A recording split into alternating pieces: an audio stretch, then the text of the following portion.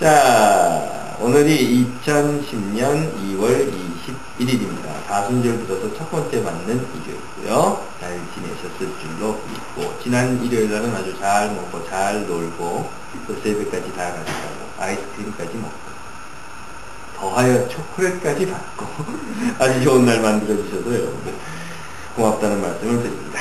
지난주에 이어서 주기도문 아버지, 예수는 야훼 하나님을 아버지라고 부르도록 가르쳐줍니다.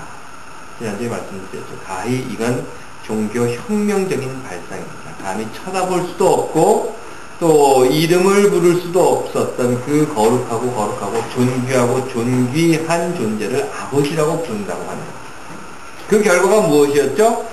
여러분들 이미 아시는 대로 제거해야 되는 대상이 되어버리고 말죠. 그래서 십자가에 매달아서 죽여버리고 합니다. 요즘은 어떻습니까? 글쎄요, 누군가 나타나서 내가 이명박 아들이다, 이명박이 내 아버지다, 그러면 여러분들은 어떻게 하실지 모르겠어요. 혹시 돌맞지 않을까? 너 잘 만났다 이러고. 그런데 그러지는 말아야 되겠죠. 이건 농담이고, 성서에는 이런 이야기가 있습니다. 아버지는 아버지고 아들은 아들이다. 그래서 아버지가 신포도를 먹었다고 아들의 이가 시린 법은 없다라고 하는 이야기가 성서에 나와요. 혹 압니까? 또 이명박 씨 자녀 중에 누군가가 이쪽 유콘으로 온다고 할지라도 혹시 그런 일이 생긴다 하더라도 미워하거나 왕따시키거나 그러지 말고 공항에 픽업 나가줍시다. 원수를 사랑하는 마음으로 공항에 픽업 나갔다 오신 우리 조명진 부목사님처럼 자, 웃자고 소리고요. 주기도문입니다. 지난주에 이어서 하늘에 계신 이런 수식어가 붙은 주기도문의 첫 이름이에요. 어떤 종교든지요, 그 종교가 인간의 삶 속에 있을 때 그것이 종교가 됩니다. 인간의 삶을 떠나 있는 것이라고 하면 그건 사실은 더 이상 종교로서의 역할이 없게 되는 거고, 그것은 종교로서의 가치가 없게 되는 거예요. 성서, 여러분들 성서, 이렇게 성서, 이거 있잖아요. 이 성서 왜 가지고 있습니까? 이 성서가 정확하게 누구를 위해서 있는 겁니까? 혹시 하나님을 위해서 성서가 있다, 이런 생각을 하시는 분이 계시다고 하면 아마 하나님이 아침 저녁으로 성경을 이렇게 읽으시면서 그럴 거예요. 으하하하, 내가 옛날에 이렇게 했구나. 그때 이 녀석 이렇게 했지. 그러려고 하나님이 성서를 갖고 계신 건 아닐 거란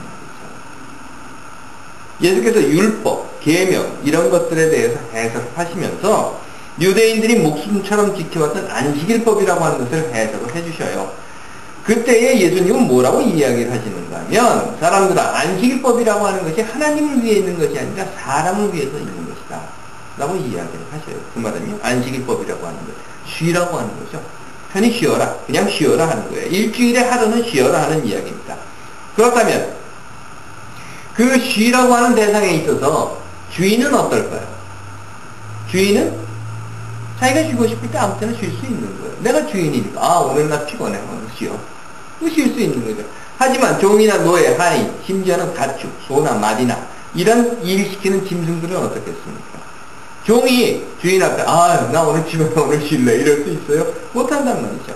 나귀가 오늘 나 힘드니까 오늘은 나 짐 안 질래요, 이렇게 할 수 있나요? 못한단 말이죠. 그래서 안식일법이라고 하는 것이 있는 거예요.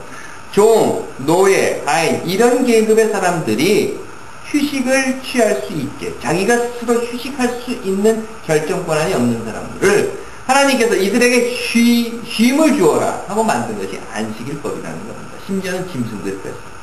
그런데 요즘 이런 것을 가져다가 교회에서 안식일을 거룩하게 해라, 뭐 이런 이야기를 해서 교회에 안 오면 사실은 일요일과 안식일은 전혀 다른 개념입니다. 그런데 그걸 같이 이렇게 다 접목을 해놓고 안식일에 교회에 안 오면 지옥 간다, 이런 이야기를 하면 이건 영 딴소리라는 거예요. 안식일에 쉬라고 했습니다. 안식일은 쉬는 날입니다. 쉬어야 하는 날. 그럼에도 일요일날 새벽부터 밤늦게까지 하루 종일 교회에 붙들어 놓고, 특히나 여자분들 일주일 내내 집안일을 하고 밥하고 설거지하고 청소하고 애들 돌보고, 특히나 여기 미국이라고 하는 것은 그렇죠. 부부가 같이 나가서 일을 한단 말이에요. 부부가 같이 아침에 나가서 일을 하고 저녁에 들어오면 남편은 다 앉아있고 그때부터 부인은 음식을 해야 되고 하는 거예요. 그렇게 일 시켜놓고 나서 일요일이라고 하면 교회 데리고 와서 교회에서 또 뭐합니까? 아침부터 저녁까지 또 일 시켜요. 설거지하고 밥하고. 이건 아니죠. 이건 엉터리예요. 이건 예수가 가르쳐주는 안식일법과는 전혀 다른 이야기입니다. 우리 물론 우리 교회는요, 남성 동지들이 밥도 하고 설거지도 하고 뭐 이걸 기본으로 합니다. 일주일 내내 집에서 또 설거지도 하고 집안일도 하시면서 일요일날 교회까지 오셔서 이렇게 그러시죠, 장 목사님? 일주일 내내 집에서 집안일 하시죠? 당연하죠.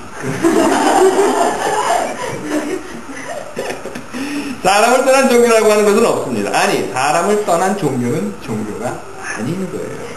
그래서 예수는 하나님을 아버지라고 부르라고 합니다. 그리고 누가복음서는 아버지라고 기도문을 시작을 하는 겁니다. 하지만 마태는 그 누가가 이야기하고 있는 아버지라고 하는 기도문 앞에 하늘에 계신 아버지 이렇게 부르게 해요. 우리말에 이런 이야기가 있어요. 떡은 떼고 말은 붙인다. 떡은 사람을 건너갈수록 조금씩 줄어들고 말은 사람을 건너가면 건너갈수록 하나씩 더 붙습니다. 이런 이유로 해서 우리가 볼 때에 주기도문의 원문은 누가복음이 더 가깝다는 거예요. 마태복음. 왜냐하면 마태복음은 누가복음보다 뭔가 많이 붙었어요. 그리고 길어집니다. 그 말은 주기도문은요, 하늘에 계신 아버지로 시작하는 것보다는 아무런 수식어 없이 그냥 아버지라고 시작하는 것이 원문에 가깝다라고 여겨진다는 거예요. 그럼에도 불구하고 굳이 마태는 하늘에 계신 아버지라고 합니다. 왜 그랬어요?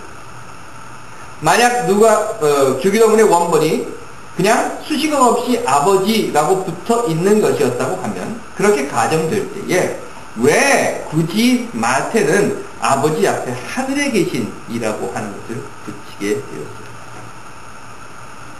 마태에게 있어서 하늘은 과연 무엇일까? 여러분들은 어떻습니까? 하늘 그러면 거기에 하나님이 계신다 이런 생각을 하십니까? 사실 마태는요, 자신의 복음서에서 하늘을 굉장히 좋아했어요. 그래서 마가나 누가가 하나님 나라라고 한 부분을 전부 다 하늘나라로 바꿔버립니다. 천국이라는 거죠. 하늘에 있는 나라. 그럼 땅에는 없는 나라. 하늘에만 있는 나라. 그 말은 지금 우리가 볼 수 없는 나라, 우리가 갈 수 없는 나라, 또 우리가 알 수 없는 나라. 그리고 마태는 그 알 수 없고 갈 수 없고 볼 수 없는 그 나라에 계신 아버지라고 한다는 겁니다. 사실 마태는요, 지극히 그 유대교적인 기독교에 기인했던 사람이었어요. 그 말은 마태는 유대교의 영향을 떨쳐버릴 수 없는 상황, 즉 교회라는 배경을 가지고 있었다는 겁니다. 그 증거들이 마태복음에서 나타나는 것은요, 예수를 유대인의 자손, 즉 아브라함의 자손으로 만들기 위해서 억지로 끼워 맞춘 족보가 마태복음의 제일 많습니다. 이 문제에 대해서는 제가 여러분들께 말씀드렸으니까 잘 이해하시리라고 생각하고, 또한 예수를 마태는 구약에 나와 있는 예언된 인물로 만들기 위해서 구약 성서를 무리하게 인용하거나 또는 어떤 면에서는 약간 이렇게 바꿔서 사용하는 부분도 있습니다. 예수의 탄생, 성탄절 이야기 하면 여러분들 제일 먼저 생각나시는 게 뭡니까? 동방박사 대사람 기억나시죠? 이 동방박사 이야기는 마태복음밖에 없어요. 마가나 누가는 이 이야기를 하지 않습니다. 그리고 이 동방박사가 뭐라고 얘기하는가 하면 베들레헴에서 난다 그래서 베들레헴으로 경배를 하러 가요.